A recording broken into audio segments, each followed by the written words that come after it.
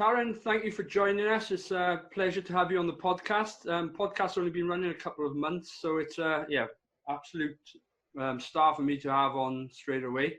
So first things first, how are you? I'm okay. How are you doing? You gotta reassess your definition of star. I know you are.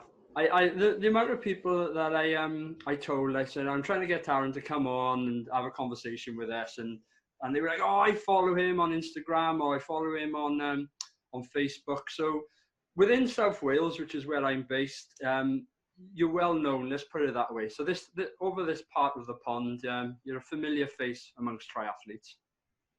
It's still bizarre to hear because I'm a short, pasty, not tanned, kind of a little bit chubby age group triathlon in Winnipeg. Like I spend my days talking to a camera by myself in a garage, and it's weird to hear that people all around the world know me. Like we talked with somebody in UK yesterday and Wales, and I was talking with somebody in Sydney, Australia earlier in the week, and it's all just kind of bizarre because what I see is like nobody.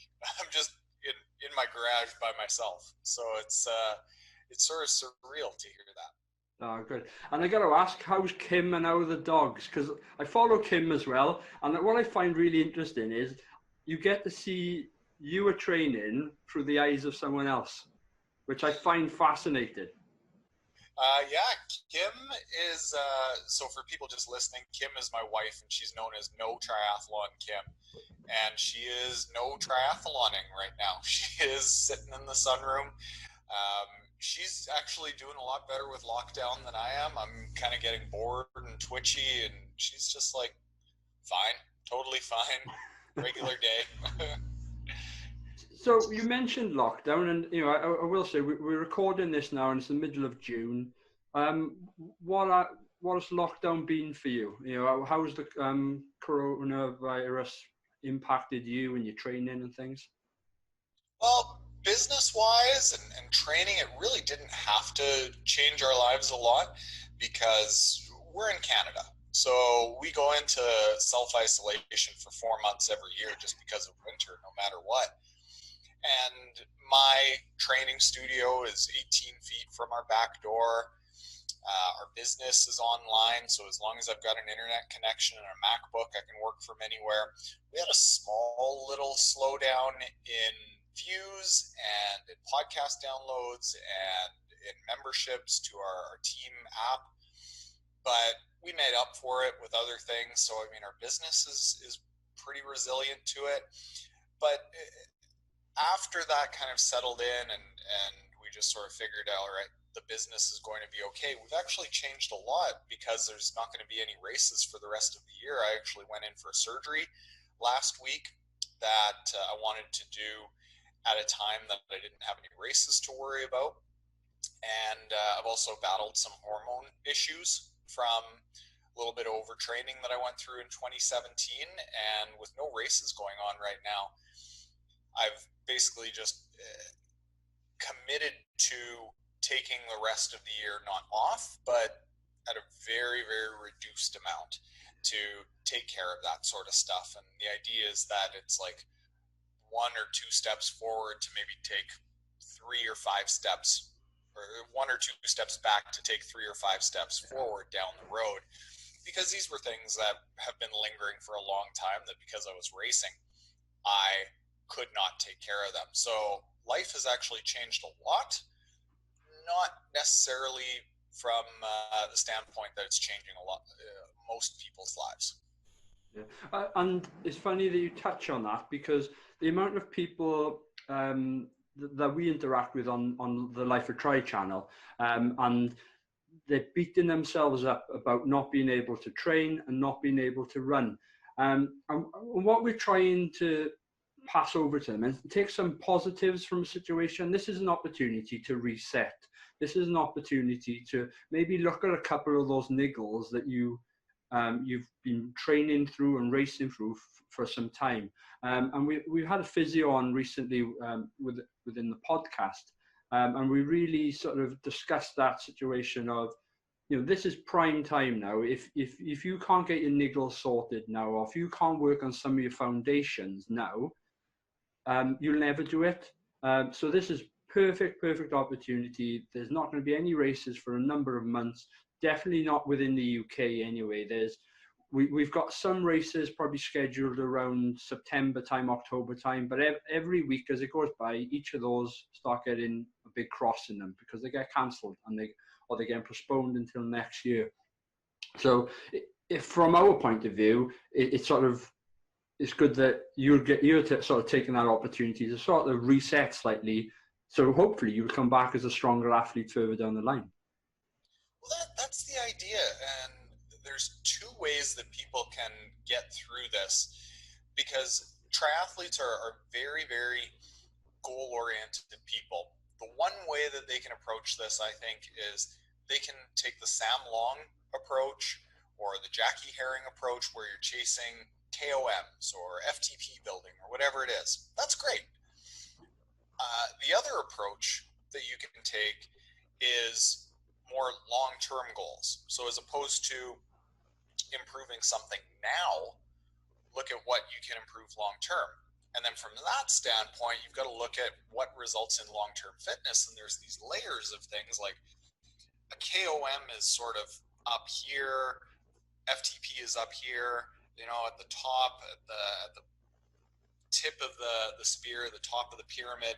But the foundation of getting that improved FTP or getting that KOM, maybe there's something structural, maybe there's something hormonal, maybe there's a body composition issue. Like, these are things that are foundational that just by doing more doesn't always solve it.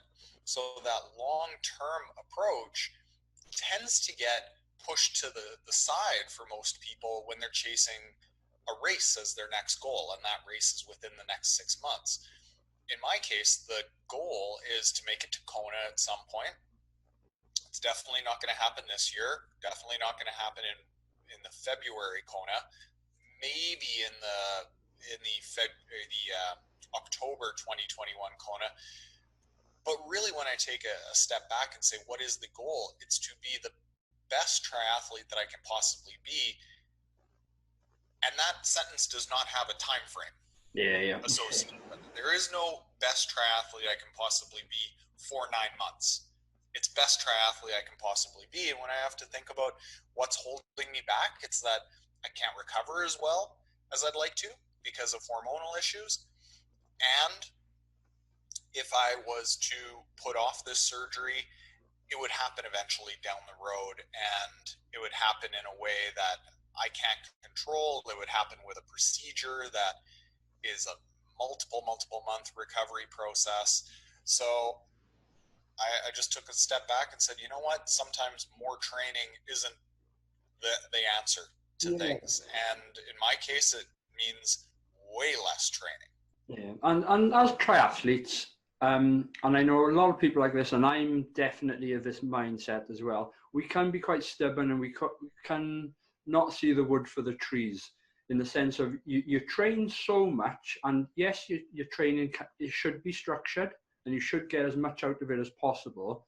But you are right. You chase a race, or you chase a short-term goal, and you put everything else out of the window because you're so focused on that short-term goal.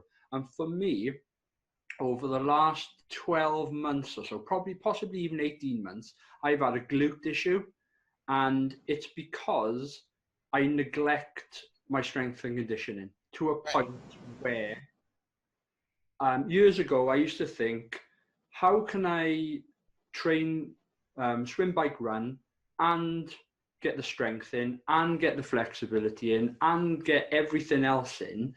And I was that pig-headed triathlete who thought I had to push everything in to a very defined timescale of a training week, and you can't. And it's definitely about training smart and not training for every hour of the day because that's what you think you have to do. And so at the moment, that's partly of where I'm coming from within lockdown, is an opportunity to really solve some of these niggles. So what are you doing with it? Are you doing core work or glute work? Well, yeah, and I'm the sort of person who needs, I need a professional to tell me how to do Yeah. something that I already know. And this is It's coming from funny. someone with a sports degree background. Um, and the moment that a professional says, here's a set of exercises, do them for the next X amount of weeks to build, and then from that, then kick in your training program, I'll be right, I'll do that. But the moment I've got to sit down and write my own training plan, I'm terrible. And I think so if I tell you, my background is in soccer and in rugby. So in Wales, rugby is huge. Football is equally as big as well. So I came from a background where I was used to doing a lot of strength and conditioning because I had the time to do it. But the moment I got into triathlon, I got away with it for a number of years with only doing swim, bike, run training because my previous history had got me through it. But going on, and I'm 39 at the moment, so I'm not getting any younger. Yeah, you're going to fall apart any year now. Yeah, well, you do. And that's where the strength and conditioning and the yoga and the flexibility or whatever you decide to do plays a key role. And the recovery and how you structure your training, that you're not going at a high intensity all the time, is key to surviving in the sport. Because otherwise you'll have people burn out within a few years. And our sport is hard enough without having, that pressure of constantly trying to get to the next training session in a point where your body can achieve the session. It's difficult. It's difficult. Sorry, I'm talking about me, and yeah. Well, I asked the question. Our sport is so filled with people that come into the sport because they want to work hard. They want to feel like they're really pushing, and it creates this culture of more is always better and no pain, no gain. And if you really want it bad enough, you'll grind through everything. And I see the folks on social media that are doing their workout at 3 a.m. because, early day at work, but got to get it in, or doing a workout at 10 at night. Like, none of this is healthy. Like, there is nothing healthy about getting a 4-hour sleep, but grinding out an interval session at 3 a.m. because if you want it bad enough, you'll work for it. Like, that's just stupid. This is not smart, but that's the culture that's been built. And what I see so often from these people is that they do 20, 25, 30-hour training weeks, and they don't get any faster. Like, they are spectacularly average. And then people like me, I catch flack I did one half Ironman build with an average of 9-hour training weeks, but it was very intentional with good sleep, good rest, good food, and I went 4:36, and some people thought that I cheated because they see me on Strava not working 20 hours a week, and like, no, this is just smart. Like, more is not always more. Yeah, and far too many times can you go out and just do junk miles on the bike or junk miles running. And so what I mean by that is you go for a run, but it doesn't really mean anything.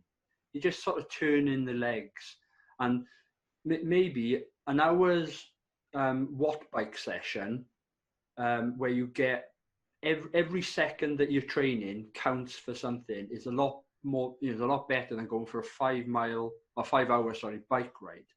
And I've definitely learned that in the last few years, and it's definitely something that I try and put across to people coming into the sport.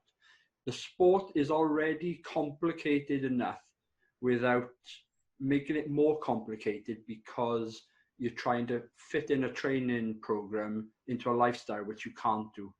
And we all got families and we've all got commitments out there. So like you said, to be up at 4 o'clock in the morning training in the middle of winter is not great. And where I live, it's like I said, it's South Wales. So a lot of people have the pinnacle of Ironman Wales as the main focus for their year. So Ironman Wales is September. So chances are you lay your foundations throughout the winter. And we don't have a harsh winter like you guys have over there. But, you know, it's crappy weather. And no one wants to be on the bike in crap weather, whether it's cold and wet and windy. But if you get a good winter, it means then you get the rest of the year, you've laid the foundations and you can go on. But too many times you see people either not having a good winter and trying to play catch up. And again, in our sport, it's the worst thing you can do. Or like I said, they're training every hour of the day, and it's not healthy. Your body is going to burn up. And when I first came into the sport, I signed up for Ironman Wales as my first triathlon. And my wife said to me, "Don't you think you better do a triathlon that's a shorter distance before going straight into Ironman Wales?" And sort of light bulb moment came. And on the build up, so I did a half Ironman as my first, is what I'm getting to. So in the build up to that, I literally broke down. My body was about a month and a half away from the first race, and it just said, "What are you doing? You can't do this anymore." My knee went, my hip went, and I went to see a physio, and he said, "In order to get to that half Ironman race, you have to stop. You know, you have to take a few weeks off. There is no way are you going to get to that race continuing to train on those injuries." And I think it's already a bit of a given in our sport that you train and you always have niggles and you always have injuries. And I accept that, but what you don't have to do is train through pain, which I see a lot of people doing. And it's not the way to do it. Yeah. Well, when you're talking about winters, it reminds me of, there's a couple of stories from our team of athletes, and we've got around 600 or so athletes that are on the team. And we had two conversations. First one that this has reminded me of is one fella, he was really, really motivated after 2019, wanted to dedicate himself. November comes around, and all of a sudden on our team, all the workouts are easy and short. And like just base building, general low intensity, fat burning, kind of just building your engine kind of building. And he's going, no, Taren, I want you to customize this, make it hard. I'm ready to go hard now. No, don't need to do that just yet. Just wait. And come this summer, he's now putting out personal best. Now that wouldn't have happened if he wasn't able to absorb the training now, and you're only able to absorb the training if you've got a foundation of fitness, which is built by lots and lots of low intensity miles in the winter. The other fella that this reminds me of, he was brand new to the plan in about November, around the same time. And we were on a team office hours call, and one guy says, everything just seems so easy. Like, what? I'm not challenged. I don't feel like I'm building any fitness. And somebody else who was on the call and had been on the team the year before, he said, just wait. They're not all like this here, pal. And sure enough, that guy in the summer, he's like, these workouts are hard. And I said, well, are you getting faster? He said, yeah, faster than I've ever been. And the reason for that is because in the winter, people are just so used to pain, always working hard, always turning yourself inside out. And fact of the matter is that turning yourself inside out is just the icing on the cake. It's like everything under the surface of the water of the iceberg. That's the stuff that you don't see on Instagram. That's the winter of a 2, 3, 5 hour long easy ride with a low heart rate, a 1 hour easy run, very low heart rate, very, very easy stuff. That's what allows you to do the hard stuff and actually absorb it and progress with it later in the year. But if you just do hard stuff later on in the year, and we could get to the physiology of it all, like it's just straight up science that nothing but hard does not help you. Yeah. It's funny you talk about low intensity as well. And I always remember probably my second year in triathlon, I'd learned a lot, and I definitely had that point where I knew I shouldn't be training at a high intensity at all time. And I went out for my first zone 2 run, and I set my Garmin up and set all my, my parameters in there. And I remember cursing at it for about an hour and a half because it kept beeping, because I couldn't get my heart rate low enough. And I was at a point where I was just having a fast walk. And if anyone had been watching me at the time, I was swearing my head off at my watch, shut up. But those sessions, which I feel are so beneficial. And again, that's what I try and get across to the people that speak to us on the channel and things. But hey-ho, hopefully that comes across. So I wanted to ask you, and one of the main reasons to bring you on was around your journey into the sport. And, I follow you on Instagram, so I see some of the posts that you put on around, especially around the pictures of who you used to be and, and where you are now. So what was the driving force and how did you come into triathlon? Driving force, it was kind of accidental. I was very overweight. I was 215 pounds in my early 20s, went to university, and I lost some weight, got down into like the 180, 185-ish kind of area, but it wasn't a real healthy 185. It was like a bodybuilding 185. It was clunky, it was big, it was a really restrictive diet. It's not very fun to go in and lift weights by yourself or walk on a treadmill at 6 a.m. with a bunch of bodybuilders around, not talking to anyone. Like, it's not very fulfilling, but it got me down to at least understanding what you consumed and what you did physically had a direct result in how you looked and how you felt and what you could do. And then that went on for maybe 4 or 5 years. And at one point I got injured and I tore something in my shoulder, couldn't really lift a thing.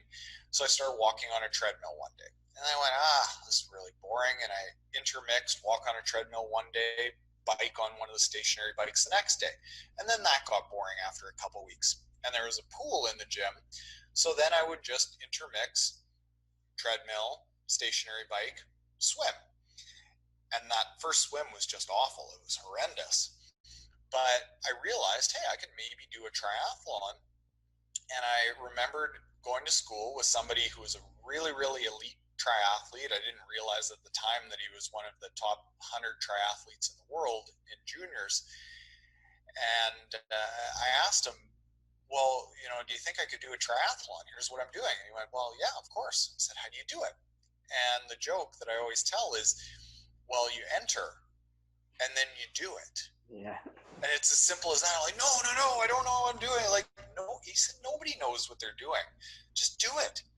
You'll figure it out. Like, there's so much to learn that it's not something that I can sit down and tell you over a beer or a coffee how to do a triathlon. You got to just go and do it. If you're swimming and biking and running a bunch, you'll survive. Like, everyone's going to get through it alive, but there's a lot to figure out. However, when I went into that first race, I loved it. I was terrified. It did not go well. It was a try that was 43 minutes long. I finished second out of 12 people. And we were first and second. There was 2 men and then about 10 women that were around the age of 60. So it wasn't really a great podium. Not too competitive, but standing on that start line, waiting for the gun to go off, I felt alive. I felt like it was important. And I didn't know if I was going to be able to get through it. I didn't know if my body was going to be able to do it. And that was thrilling. I didn't feel that in any other organized sport. I didn't feel that being stuck in traffic. I didn't feel that at work. But in triathlon, because it's this actual sense of not knowing if you're going to be able to get out of the task alive is kind of how it feels. It feels exciting. And that's what hooked me. Yeah. For me, I love that moment of when all the athletes are together, you're waiting for the gun to go off, whatever race it could be. It can, like you said, it's a try all the way up to Ironman, ultra Ironmans, or, you know, I sort of come from a running background, so whether it be a marathon or ultra marathon, I love it. And what hooked me even more is, so my local Ironman is Ironman Wales. It's 90 minutes down the road from where I live. It's really accessible. But what happens in Ironman Wales is you all meet in transition and you're all there in your wetsuits. They walk you down to the beach, which is shy of a kilometre. You walk through the crowd of the town, and it's unbelievable. 7 o'clock in the morning, there's hundreds upon, if not thousands of people around you. They walk you down to the beach. They play AC/DC, I think Thunderstruck or something like that. It's phenomenal. And then they play the Welsh national anthem. So, you know, as a proud Welshman myself, by this point, I'm in tears and everything. It's unbelievable. And then the way the Tenby, or Ironman Wales, and Tenby is where it's based, is situated, the town is above the beach. So as you look behind you, you just see all these people looking at you. And at this point, it's about 7 o'clock in the morning, the sun has come up, and it's phenomenal. But that is, you know, that's Ironman, and that's, you know, sort of up there. I get the same buzz from a local triathlon or a duathlon or whatever, or a local 5K run. And I love it. It's brilliant. And, you know, it's nice that you say that as well, because the buzz at the beginning of a race is brilliant. Yeah, it's not even like one of those things where all of a sudden 5Ks get old or 10Ks get old or sprints get old and you need more and more and more. Triathlon is so fantastic because it keeps being exciting. Endurance sports is always exciting. And I think it's something that people can do for the rest of their lives and have some fulfillment from. Yeah. And the reason that I'm so passionate about people being cautious of overtraining or working too hard or getting injured is because I don't want them to have to leave the sport from any of those things. If you can keep doing it for the rest of your life, you can have a circle of friends and a sense of fulfillment until the day you die. Oh, no, and yeah, it's brilliant. And I've met so many people locally and nationally through Life of Tri that, yeah, you know, friends for life, to be honest. It's fabulous. It's absolutely fabulous. What I wanted to ask you about previous sports and things you played, because you mentioned you lifted weights, but do you come from any sporting background? And I ask this question with sort of tongue in cheek, because I have seen pictures of you curling. Oh, yeah. Yeah, I used to actually be good at a sport. So curling was it. The Scots might know curling, but that might be like a dirty word around the Welsh people. I don't know how you guys admittedly, there's not a lot of curling happening in Wales, but, you know, Winter Olympics comes around, we'll get fully behind the GB team, which is probably made up of just Scots. Yeah, it's the Scottish guys. Yeah. But yeah, no, so I was it's not much of well, I'd say it's a sport. And it's become more athletic. When I was in it, you could still get away with being unathletic. And I had a little bit of overlap between triathlon and curling, where for a few years I was doing both. And I got up to about ranked 15th in the world was our team in curling. And we were playing around the Grand Slam of Curling Tour. It was called the World Curling Tour on TV, and signing autographs. Like it was really hilarious to be an air quotes professional curler, because you go into like this middle of nowhere in Canada town, and for 4 days you're a celebrity, and then you go home and nobody gives a shit who you are. Or like you leave the town by like 3 minutes and stop for gas somewhere, and people say, "What are you in town for?" "Well, we're here for the curling." "Oh, yeah, didn't know there was something going on." So it was this real weird sport where there were times that like I even played in, they were called celebrity curling tournaments, and I was the celebrity. People would raise money to get to play with us.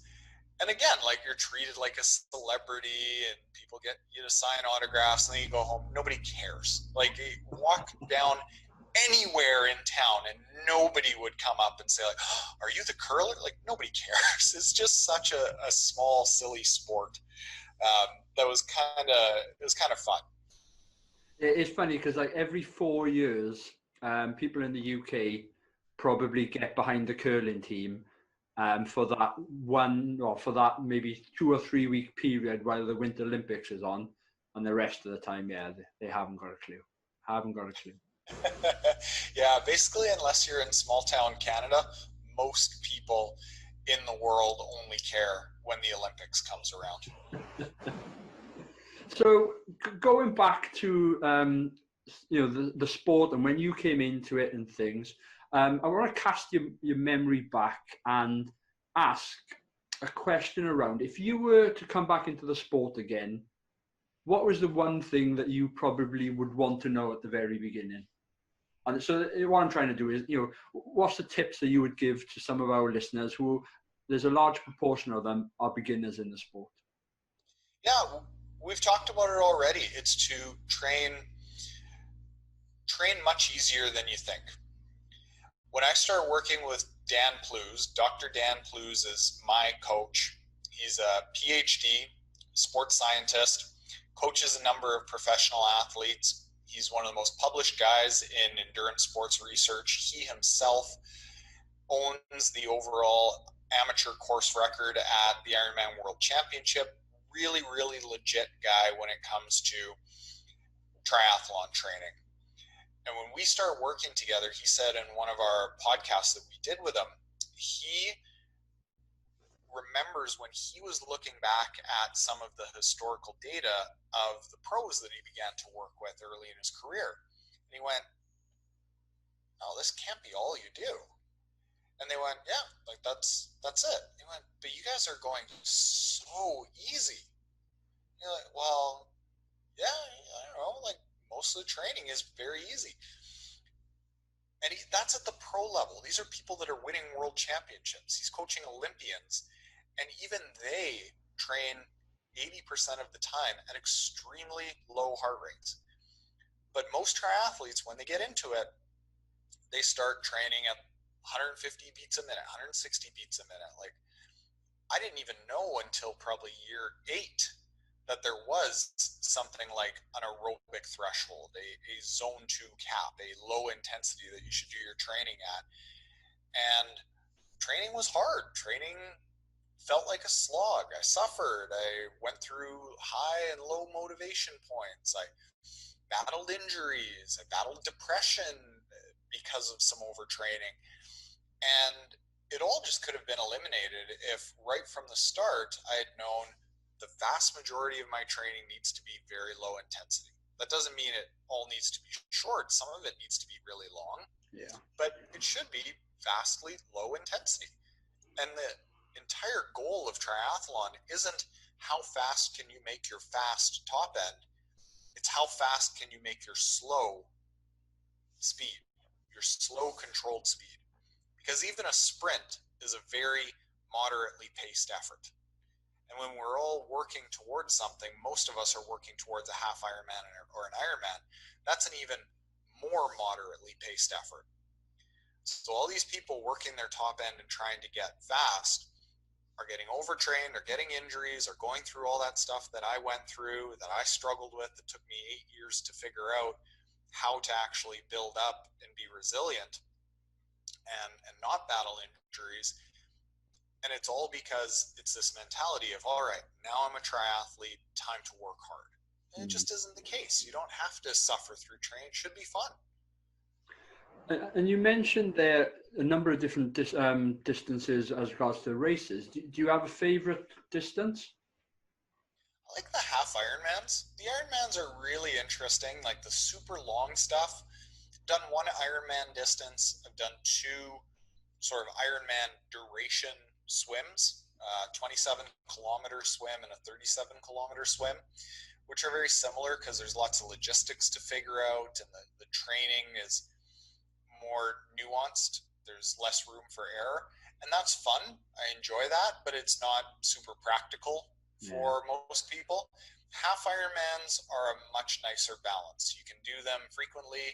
You can do them with, and be fairly competitive with a 9 to 10 hour training week, which is really easy for most people to get in. And it's got just enough logistics to, I think, be mentally stimulating. It's just short enough that you're kind of racing it and not just totally pacing it. Yeah. And short enough that you can do lots of them and not beat yourself up. I really like that. I was going to suggest that because you do an Ironman, and chances are, unless you're at the top of your game, you're only doing 1 or 2 of them a year maximum, if that. With a half Ironman, your recovery is a lot quicker, and so if you wanted to and you had the money to do it, you could do a number of races throughout the year. For me, I'm probably very similar. I love a half Ironman distance race, but I do love that longer stuff as well. Because for me, it's an opportunity to, yes, I want to go as fast as possible and get that PB. Everyone's chasing the PB, but it's an opportunity to not bollock yourself, pushing yourself during race day. It's an opportunity to race really smartly. It's getting you closer to that line of physical failure. Whereas an Ironman, you are right in physical failure, but it's just because you've been out there for so long. Yeah. The vast majority of the day is really just kind of a low, easy pace, just waiting for that physical failure to come. But it's like an 8-hour warm-up and then 2 hours of hell. Whereas a half Ironman is like constantly this dance of, am I going too hard or not enough, or is this just right, or like you're always thinking, you're always on your toes. And I'm right in thinking that you were down to do Ireland this year, Ironman? Yeah, I was going to do Cork actually this weekend. This weekend, is it? Oh, wow. Yeah. So has that been postponed? Has that been cancelled altogether? You know what? To be perfectly honest with you, I haven't paid a whole lot of attention. I know it's put off. I don't know what Ironman is calling it when I think they postpone it to this time next year. Wow. I don't know if that's canceled or postponed. I think they call it postponed, but it's basically canceled until next year. So yeah, I accepted very early on that we probably weren't going to be racing this year. I think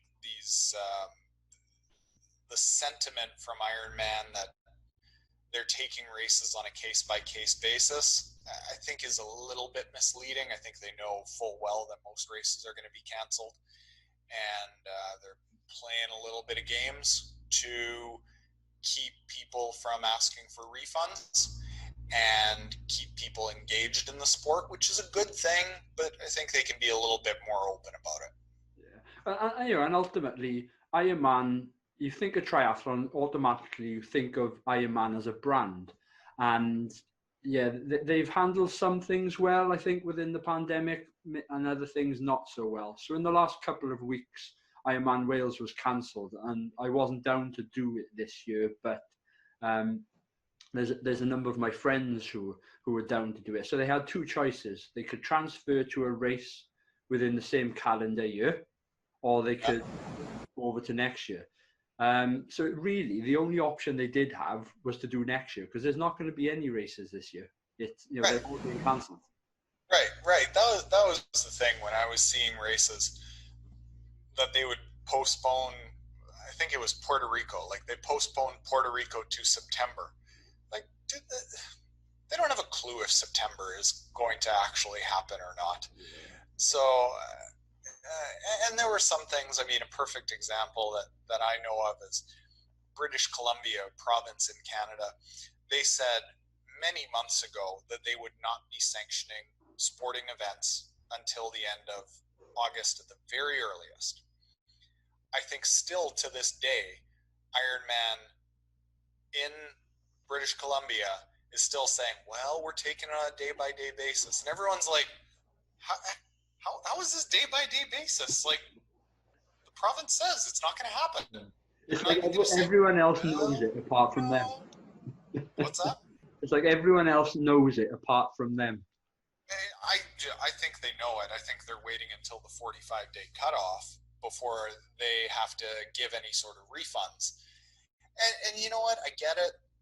And I don't completely fault them for it because they're a business. They have to maintain their revenues. They have to maintain their cash flow balance. And let's face it, Ironman is a monopoly.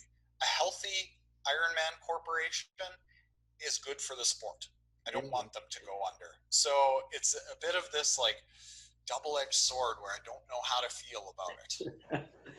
Yeah, we've done a couple of podcasts recently talking about Ironman UK and now Ironman Wales being cancelled. We've had a couple of conversations with athletes who had signed up for it, amateur athletes, around the comms and how they felt about it. And I'm of the mindset that I wouldn't want to be a race director in this time. I wouldn't want to be the person having to make the decision because they've got bills to pay. They've got employees to pay salaries of. So it's a difficult time, but the sport has to look after itself. And that is athletes looking after their local races, but also the bigger brands possibly doing a little bit more for the actual sport. And there's some good brands out there doing stuff. But hey ho, maybe that's a topic for a different day. So I'm fully aware that I'm, kept you quite a bit here. But Taren, how can some of our followers interact with you? And I know you've got a couple of books out at the moment. Can you just tell us a little bit about them? Well, yeah. Well, anywhere that you can find content online, Instagram, Facebook, podcasts, YouTube channel, it's all Triathlon Taren. There aren't a lot of Tarens out there, so we didn't have to fight for all of those properties. So if you learn visually, we've got YouTube, audio, we've got podcasts, and then books. We started realizing that our YouTube channel and podcasts, it's kind of like snippets of information, but nothing was the system. And the system that we've got is really our training app on teamtrainiac.com. But there are a lot of people that say have their own coach or really just weren't ready to commit to full-on training, but they were still in that mode of just learning more about how to bike, how to swim, how to run. And that's what we wrote the books for. Most books out there, I realized, were historically written for people who want to be elite. Basically, the books could be summarized by how to be elite in triathlon. There weren't any books for, do you need to put on underwear under your triathlon suit? Like basic stuff like that. There weren't any books about that. So that's who we wrote the books for. In those first 0 to 5 year kind of triathletes, that's who we wrote them for. They're under my name, Triathlon Taren, the Triathlon Foundation series of books, and we've got swim, bike, run out already, and we're just starting to put the finishing touches on the nutrition book. Oh, brilliant. Well, a number of my followers, as I've already said, they're new to the sport. They're already asking those questions. So if we can direct them to those books, absolutely brilliant. Look, I won't keep you anymore. You've been an absolute star for coming on. Keep in touch. You never know. If I can get you to Ironman Wales one day, you've got a bedroom here you can stay. You're more than welcome. Well, I've said that Ireland, Wales, it all suits my skin pigment. Because all of these races around the world are in hot weather races, hot conditions like the Philippines or real warm areas of United States. And that's beautiful and all, but I'm from Canada. I go down to these places and burn and suffer and sweat, and it does not go well. So when people ask, why would you go to Cork? The weather's going to be awful. I went, exactly. It's going to be perfect for me. Well, yeah, like I said, if you ever want to come to Wales, you're more than welcome. So, yeah, maybe 2022, because 21's already started. Exactly. Yeah, one of these decades we'll get triathlon back again. No worries. Right, Taren, thank you very much. Absolute star. See you soon. Thanks for having me.